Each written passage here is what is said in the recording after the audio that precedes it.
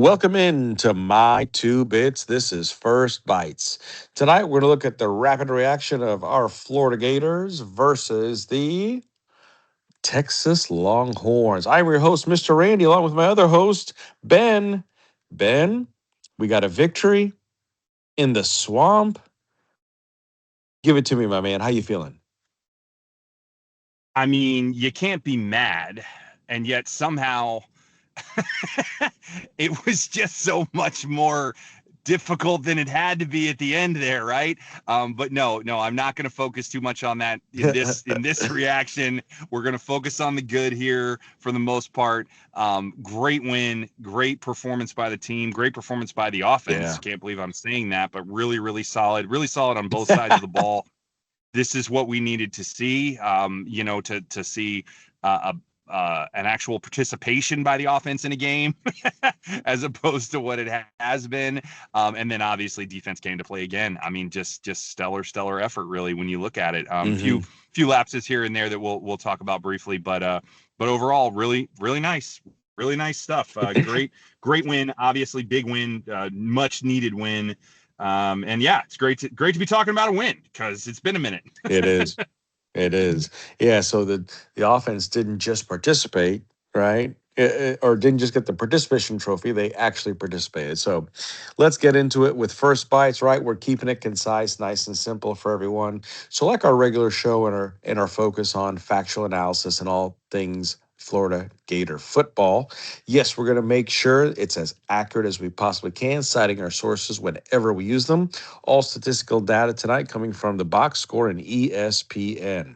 Now, let's get to our opening point. We're going to do a high level game summary. B, what do you got? Yeah. So as I alluded to there, I think really nice to see solid play on both sides of the ball and even special teams. Block punt for a safety. What? Amazing. Really nice to see all three phases show up in this game. Play pretty well. Tommy Doman did have a couple of not so good punts down the stretch, but we'll give him a break on that considering everything else. But overall, just really solid. And I mean, Dallas Wilson, welcome to the team. Because yeah, you're living up to the hype early, bud. I posted something earlier. What a stat line! Breaks 4 freshman records at Florida in his first game. That's pretty unbelievable. That's pretty unbelievable. So pretty awesome stuff on that side of the ball. Obviously, defense just continues to put forth a stellar effort. Props to the D line tonight. We'll get into some stats in a minute, but they showed out. And actually, props to the secondary for the most part. Did have a couple of misses here and there, obviously, but this is a good Texas team. We'll give credit where credit's due. They beat people, in multiple different scenarios, multiple different teams. Even Ohio State got Mm-hmm. beat, deep by this team once or twice. So this is not like, they weren't beating anybody and then they came in and beat us. So I think that's important for perspective. But what's your take on the overall game? Man, I think obviously I've talked about in recent weeks, phrases from Billy Napier that did not age well. One of them being complimentary football, and it's really neat to see complimentary football play. I like the way you put it, all three phases, because special Mm-hmm. teams, boy, the special teams show up tonight. Um, Yes, it did. a- all phases of it, I'd say that's probably the most spot on thing we can say about this game is the fact that offense and defense and special teams. Yeah, Tommy had a slip here and there.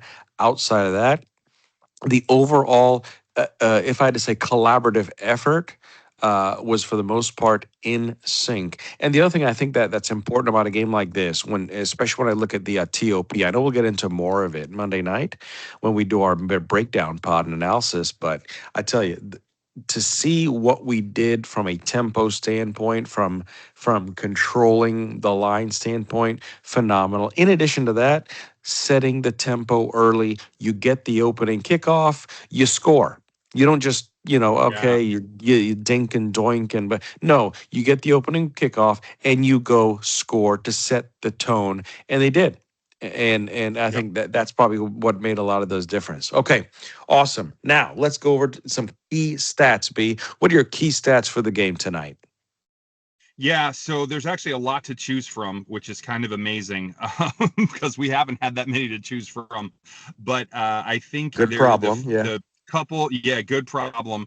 I think the ones that I will focus on, I'm going to focus more on the team aspect. I'll stay away from the individuals for this piece of it, and I'll stay on the team side. And I'm going to say that the just under 300 yards passing from DJ Lagway has to be a key stat here because obviously this is a guy who's been struggling, right? And yes, granted, he had almost 300 against LSU too, but 5 interceptions, right? So this was obviously not that. The only pick he threw, his hand got hit, right? It was a ball that you know, I don't know if it would have been picked. I don't think it would have been, but you can't know. But his hand gets hit, right? So it makes the throw flutter in the air, and then obviously gets picked off. So ultimately, I think the Right. key stat, one of the key stats is 2 yards shy of 300 for DJ, and 10.6 yards per pass, which maybe is more important because it shows that deep ball coming back, right? Does it on 28 attempts, doesn't do it on 40 something attempts like it was against LSU. No, 28 attempts for just shy of 300 yards. And I think that combination showing that DJ is perhaps getting more comfortable. Some of the rumors that we saw, he certainly looked more comfortable, looked like he was throwing the ball better, even when he did tweak his potentially hamstring calf, not sure what it was, but he tweaked something, but he was able to fight through it and play really well. Other stat I will throw out is third down conversion, 7 for 14. Coming off an 0 for 13, you flip it and go 50% in this game and then hold Texas to 3 for 11. Now, Texas wasn't doing so well in this stat, as we talked about, but you keep them basically to their season average and keep them to 3 of 11, which is really pretty outstanding in regards to that. So really overall, quality stuff. Really solid work there. And I think those are going to be my key takeaways there. But there's a lot to choose from here. So what do you got? Yeah, excellent. Two great points. Very good points there. When I look at the first downs are fairly even. I love, when it comes to passing, 289 to 298. I'm going to start with rushing. And Yep, this good was a one. game Good one. where we really needed to define and redefine the run game. And 159 net rushing yards to 52, Yep, phenomenal. Well done. So that's great there by itself. The other thing that I'm going to point out is sacks. yep, Big. Big, big, big. 6 sacks for total 37 total yards. Amazing effort there to get into the backfield and disturb Arch. Again, just a phenomenal effort all the way. But those two were the big ones to me. And then the last one for me was what I mentioned earlier regarding the controlling the tempo of the game and so on and so forth. 34 minutes, 34 plus minutes time of possession compared to 25 minutes and change. Um, yeah, yeah, for sure. And one quick note on your sacks: how many sacks did they get? Zero. oh, that's right. Negatory. Yeah, Zero yeah, Ghost which Rider. is So huge. Which is huge. Coming off the 4 or 5 we massive. gave up to Miami. So I mean, Yes. huge swing there. So just felt that was worth pointing out too. But 100%. continue. Sorry. 100% awesome, B. Yeah, no, that's it, my man. That's it. There's some really great stats. Again, it's such a great problem to have when you're like, there's so many good ones, right? Versus womp Yep. womp womp womp. Gee, how do we make this stretch? Anyway, so that's it. Those are key stats, awesome stats. Now let's take a look at an impact play of the game. B, what's your impact play?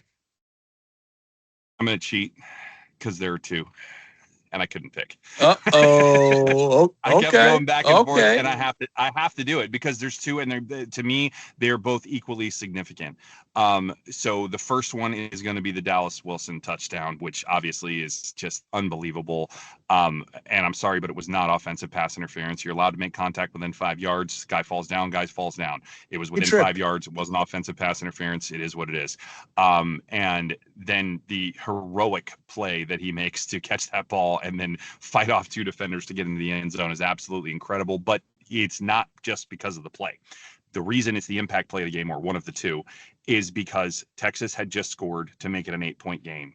And we came right back down the field and made it 15 again. And that is Answered. something that Florida teams have not done historically under Billy Napier. And I'm not giving Napier credit for this because I don't think it was him. I think this is player effort, right? Great ball by Lagway to him, though he's wide Oh open, yeah. so it's not that hard to throw. And then incredible individual effort by the guy who just absolutely balls out in this game, Dallas Wilson. Um, so for me, that is number one, and I'll get to the second one quickly here in the interest of time. Devin Moore's interception, and the reason why, one, again, incredible play, but I won't break down the details there. Timing. You take the ball away up 15 still, and you take it away for the second time in 2 drives from Manning with just over 5 minutes left, and make Texas burn their timeouts early, which is what ends up winning you the game. Now, granted, it shouldn't have been as close as it was. We'll get way more into that on Monday Yes, night. yes. But nonetheless, that was a game-sealing interception in a manner of speaking, because of the fact that you take away their ability to drive there and really leave them with virtually not enough time, with no timeouts left after we possess the ball again, right? They have to score twice with under 5 minutes left, and that's almost impossible. It's almost impossible to do. So that was a key play. So those are my two. Sorry I cheated, but I don't know how you pick between those two, because I think they're both so incredibly important, because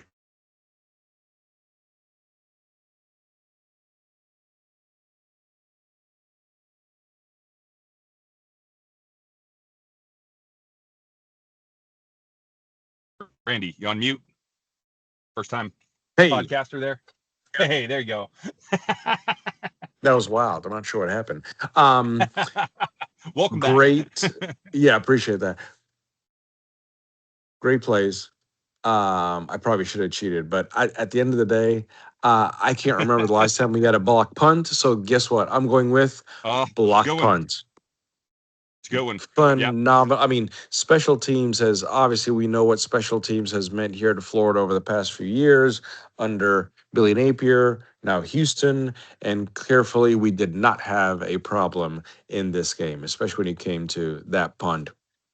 Phenomenal opportunity, and we got a safety out of it. So Yep. great opportunity, great stretch by Spirito, and to avoid the kicker, I mean, he just laid flat out. Phenomenal effort, Yeah. great play.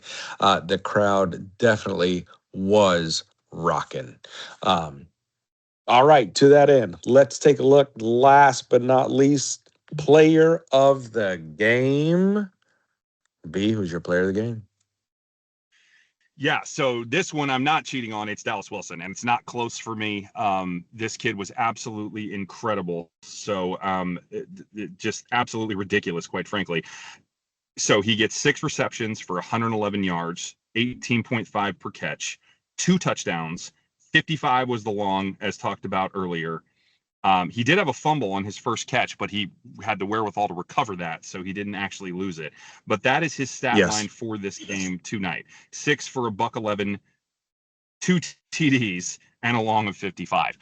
That's absolutely sensational numbers for a true freshman. So it is the most receiving yards by a true freshman in his debut in Florida history. It is the most receptions by a true freshman in his receiving yard or in his debut in Florida history. It is the first time that a true freshman in his debut has caught a touchdown in Florida history, and it's the first time he's caught one. A true freshman has caught two. So he set 4 records in one game, and he's played one game.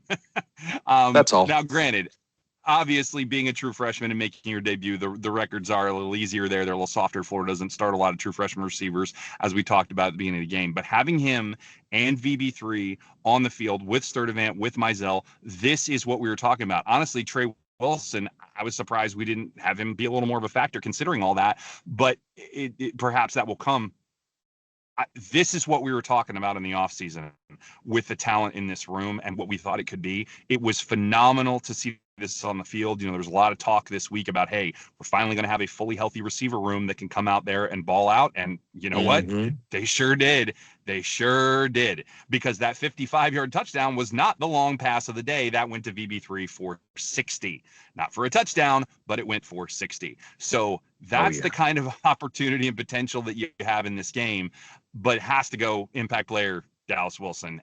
To me, that's a hands down. But obviously, there are actually a lot to choose from here. So who do you got? There are. I was gonna cheat and say, well, there's actually and that's the thing, right? Because there are a lot of players who balled out in this game. Received some honorable mentions or 2 or 10. But at the end of the day, how can you not pick the newest problem child? Dallas Wilson. My son said, I'm telling you, Caleb's like, he's a problem. And I was like, yeah, yeah, he's an absolute problem. I mean, we saw it in the spring game, but Yep. then again, that's the spring game. So, you know, orange and blue goggles galore, right? And he comes out and does this in his first contest. Look what VB3 did in his first contest. Now, regardless, against LIU, this is against a Texas defense, which is much more robust. And in other words, he does not look like a freshman out there. He looks like he more than Nope. belongs.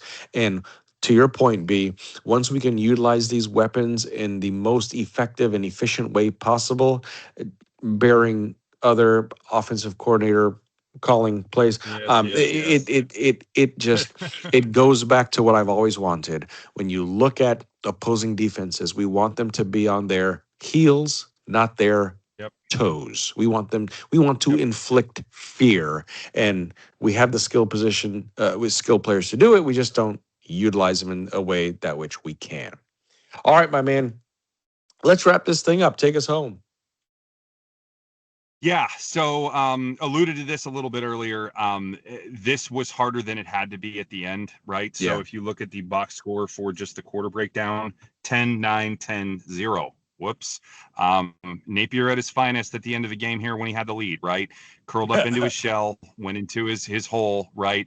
And got real conservative on the play calling. I did like what he called around the goal line.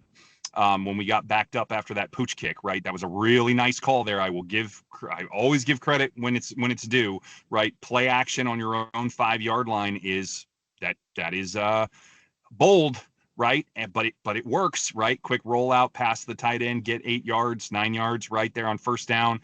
That really can potentially change the narrative of that drive and really make it different, and it did. Right? That really opened things up, and then of course they get the offsides and give us a first down, and it looks like from there game should be over. But then of course we get into the kerfuffle, and I'll leave it at that. I'm not going to go into the details of it. Y'all watch the game, it was very, very silly thing to do, and this is why he still shouldn't be the coach. So my closing point is this: great win, very happy, Yes. wanted this win, thought we could get this win, right? We speculated that this was one that was possible, right? When we talked about preseason, and we really thought this one we could get potentially because of the way Texas's schedule kind of came together. Tough Hmm. opener, how would that go? Three soft cupcakes. If the opener didn't go so well, what would Arch's head be like? Now I got to tell you, Arch actually I thought played pretty well, especially in the Hmm. second half. We just got home, and what really ended up being more the story wasn't Arch. It was what we talked about with this O-line, right? Only one returning starter, and boy did it Bingo. show. They were not ready for that rush. They got smoked, and 6 sacks, as you mentioned. So that was actually the story of the game tonight as far as the opponent goes, right? Our story of the game was the offense looked competent, thank goodness, because man, has that been hard to watch. So hopefully we Yes. can continue to have confidence and continue to watch a very high level defense continue to play football that is just really, really fun to see. Hmm. That's what I'm looking forward to. Obviously, we'll have more thoughts on the whole Napier situation on Monday, and we'll go from there. So, what are your closing thoughts there, bud? At the end of the day, he's going to remain the coach for a little bit longer. My main thing Yeah, I is mean, this for sure. something, Unfortunately, yeah, is this something we can build on? I look back at last season and I think I was very clear. I don't think lightning strikes twice, you know? And does this set up the potential for, a shock and awe at with Texas, a shock and awe at Kyle Field playing A&M, taking care of business, homecoming Mississippi State, and then Jacksonville, a nice little dance with Georgia. So is this the did we find the dynamite? Did we find gunpowder? Did we find something that this team can really come together and salvage a very terrible start to a season. And that's the thing, right? Okay, well, yeah, well, DJ and all these players went out to dinner and they've got his back. And you know what? At the end of the day, we know we have culture. And I hate to say it this way, check the box. Culture's there. They're playing for each other. They're playing for Napier. I can't tell you how many of these players I've heard saying, "Oh, Billy this, Coach Napier that, Coach Napier this, Coach Napier that. We love him because the kind of guy he is, because the kind of this, because they love him." Okay, fine, great. Execute on the damn field. Okay? If Yep, you love them that's that right. much, you love playing for each other, execute, which I guess is what Billy's been saying for years and years and years. And we talked about Well, this yeah. ad nauseum. Look at what happened last year with Mario Cristobal and Cam Ward. Cam Ward covered up a lot of inefficiencies, right?